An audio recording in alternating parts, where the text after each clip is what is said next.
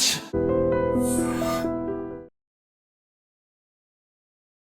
Welcome to iDream media. So జనరల్గా sugar patients rice తినకూడదు, తింటే షుగర్ లెవెల్స్ పెరుగుతాయి ఇలా చెప్తూ ఉంటారు. అయితే షుగర్ పేషెంట్స్ బ్లాక్ రైస్ తీసుకోవచ్చా? బ్లాక్ రైస్ తీసుకుంటే షుగర్ని కంట్రోల్ చేసుకోవచ్చా, తగ్గించుకోవచ్చా? సో అసలు ఏంటి మనకు తెలియని విషయాలు బ్లాక్ రైస్ గురించి వివరాలు తెలుసుకుందాం. మనతో పాటు ప్రముఖ డైటీషియన్ పావని గారు ఉన్నారు. మ్యామ్ నమస్తే అండి. నమస్తే అండి. మేడం, జనరల్గా షుగర్ పేషెంట్స్ రైస్ తీసుకోకూడదు అంటారు.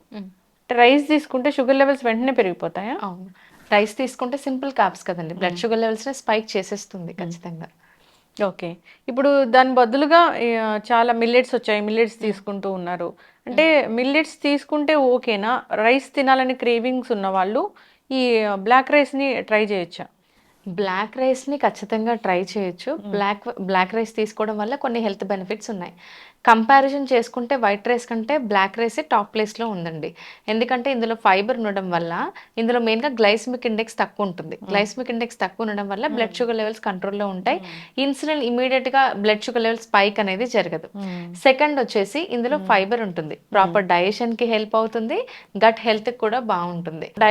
డైజెషన్కి హెల్ప్ అవుతుంది బ్లాక్ రైస్లో ఫైబర్ ఉండడం వల్ల.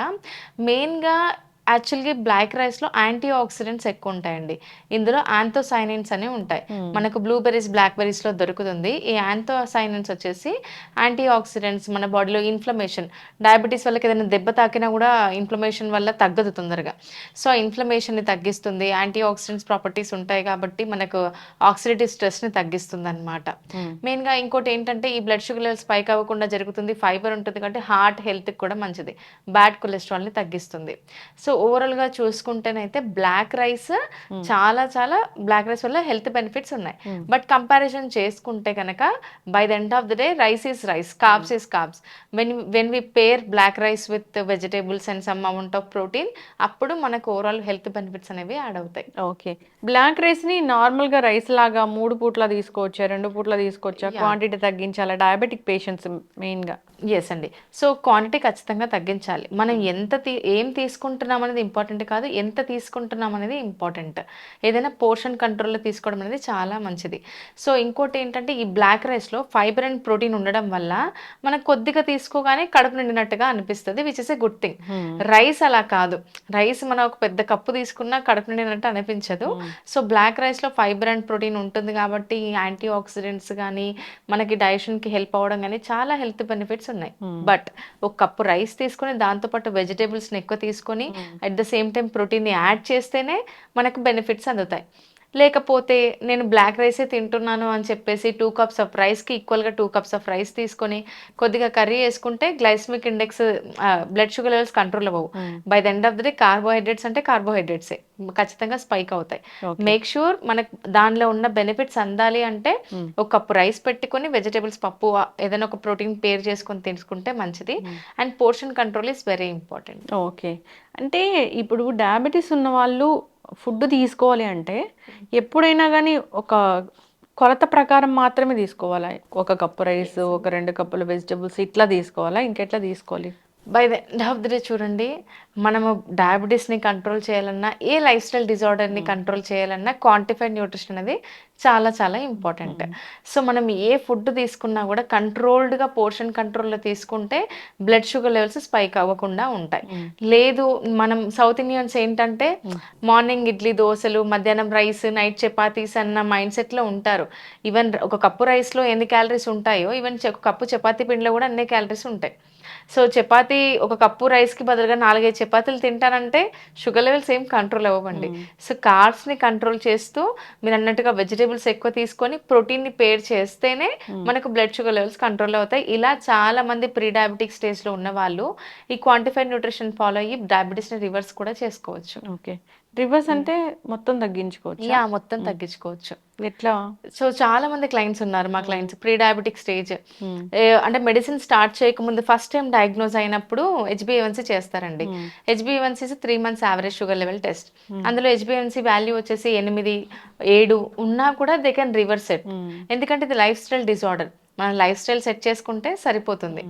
సో వాళ్ళు రివర్స్ చేసుకొని ఖచ్చితంగా హెల్దీ లైఫ్ స్టైల్ మెయింటైన్ చేస్తూ by the end of the day diabetes రాకుండా మెడికేషన్ యూస్ చేయకుండా హెల్దీ లైఫ్ స్టైల్ మెయింటైన్ చేస్తూ బ్యాలెన్స్ చేసుకోవచ్చు. ఖచ్చితంగా డయాబెటీస్ కెన్ బి రివర్సబుల్ అండి. ఓకే. ఇప్పుడు డయాబెటీస్ ఉన్న వాళ్ళు తెలియక తినే పదార్థాలు ఏంటి? దానివల్ల షుగర్లు పెరగడం ఉంటుంది కదా, అది తెలియక మన లైఫ్ స్టైల్లో సౌత్ ఇండియన్స్ అయితే తీసుకునే పదార్థాలు ప్రాసెస్డ్ అండ్ ప్యాకేజ్డ్ ఫుడ్ అన్నమాట. సో మనం ఎక్కువ దానికే ఈజీ థింగ్స్కి అలవాటు పడిపోతూ ఉంటాము. అంటే like packaged and processed food అయితే ఖచ్చితంగా మన బాడీని ఎఫెక్ట్ చేస్తుంది. ఇంకోటి ఏంటంటే మనము క్రేవింగ్స్, రైస్ తినకుండా ఉండలేమండి. 2 days ఉంటామేమో కానీ థర్డ్ డే ఖచ్చితంగా రైస్ మీద క్రేవింగ్స్ వచ్చేస్తాయి. సో ఇంకోటి ఏంటంటే ఈ రైస్ క్వాంటిటీ ఎక్కువ ఉంటుంది. ఇది తెలియకుండా నేను తినేస్తున్నాను కదా, నేను ఏం తినట్లేదు, బయట ఫుడ్ మొత్తానికి తినట్లేదు, ఇంట్లో ఉన్న ఫుడ్డే తింటున్నాను, అయినా నాకు డయాబెటీస్ వచ్చిందని కొంతమంది అనుకుంటూ ఉంటారు. ఇంట్లో కూడా మన కార్బ్లోడ్ ఫుడ్సే ఉంటాయి. సో రైస్ అయినా చపాతీ అయినా ఏదైనా ఎప్పుడు మరి ఇది ఓవర్కమ్ చేయొచ్చు అంటే, సపోజ్ చపాతీ తీసుకుంటున్నారు అనుకోండి, అందులో సోయా చంక్స్ ఫ్లోర్ యాడ్ చేసేసి దాంతో చపాతీ చేయడం వల్ల ప్రోటీన్ యాడ్ అవుతుంది కాబట్టి షుగర్ లెవెల్స్ స్పైక్ అవ్వదు, ఈవెన్ డయాబెటీస్ వచ్చే ఛాన్సెస్ ఉండవు. ఎప్పుడైనా కార్బ్స్ని తగ్గించుకుంటూ మెయింటైన్ చేయాలి. మనకు తెలియకుండా తీసుకునేది మెయిన్గా కార్బోహైడ్రేట్స్. సెకండ్ వచ్చేసి స్వీట్స్. ఇంతకుముందు ఏంటంటే ఫంక్షన్స్ అప్పుడు మన తాత వాళ్ళ టైంలో కానీ ఎప్పుడైనా ఇంట్లో శుభకార్యం అయితేనే స్వీట్ చేసేవాళ్ళు. ఇప్పుడు ఏమవుతుందంటే ఎప్పుడు ఇష్టం వచ్చినప్పుడల్లా స్వీట్స్, ఐస్ క్రీమ్స్ ఆర్డర్ పెట్టేసుకుంటే వచ్చేస్తాయి. ఎక్కడైనా సరే వీధి వీధికి స్వీట్ షాప్స్ ఉన్నాయి, మనం ఇష్టం వచ్చినట్టుగా ఇవి ఇంటేక్ చేస్తూనే ఉంటాం. సో ఇది ఒకటి. ఇంకోటి హోమ్ మేడ్ అని చెప్పేసి చాలా మనకు అదైపోతుంది. సపోజ్ బయట కేక్స్ చాలా అసలు మంచిది కాదు, హోమ్ మేడ్ కేక్స్ మంచిదని చెప్పేసి ఇంట్లో కూడా కేక్స్ తీసుకుంటూ ఉంటాం. హోమ్ మేడ్ కేక్లో కూడా జాగరీ అయితే యాడ్ చేస్తారు కదండి, ఈవెన్ షుగర్ యాడ్ చేయకున్నా కూడా అది కూడా ఇండైరెక్ట్గా షుగరే కదా. సో షుగర్ ఎక్కువ తీసుకోవడం వల్ల ఇండైరెక్ట్ షుగర్ అనమాట. అంటే ప్రాసెస్డ్ ఫుడ్లో కూడా మనకు షుగర్ అనేది యాడ్ చేస్తారు. ఇప్పుడు టొమాటో కెచప్ ఉంది, అది టొమాటో కెచప్ అంటారు, అందులో షుగర్ కంటెంట్ ఉంటుంది, 2 months సాల్ట్ కంటెంట్ ఉంటుంది. And packaged food, suppose readymade noodles కానీ కంప్లీట్గా కార్బోహైడ్రేట్స్, కంప్లీట్ మైదా. మన తినడానికి తీయగా ఉంటేనే మన స్వీట్స్ తీసుకుంటామని అనుకుంటాం, కానీ తినడానికి తీయగా లేకున్నా కూడా కార్బోహైడ్రేట్స్ ప్రజెంట్ ఉన్న ఫుడ్స్ తెలియకుండా తీసుకొని దానివల్ల కూడా చాలామంది డయాబెటీస్ బారిన పడడం, వెయిట్ గెయిన్ అవ్వడం చేస్తూ ఉంటారు.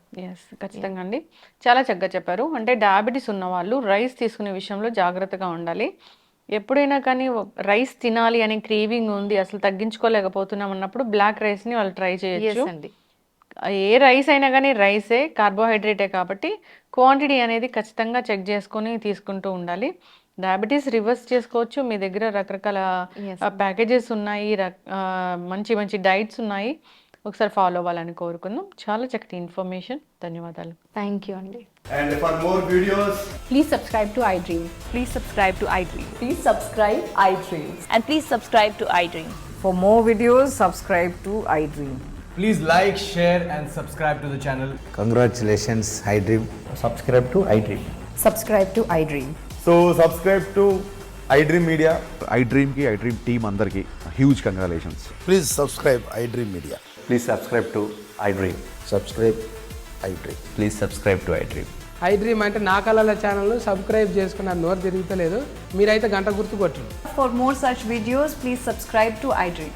Subscribe to iDream. Please subscribe to iDream. Please subscribe iDream Media. Please do subscribe to iDream. Please subscribe to iDream Media. For best entertainment and information, please subscribe iDream. And don't forget to subscribe to iDream.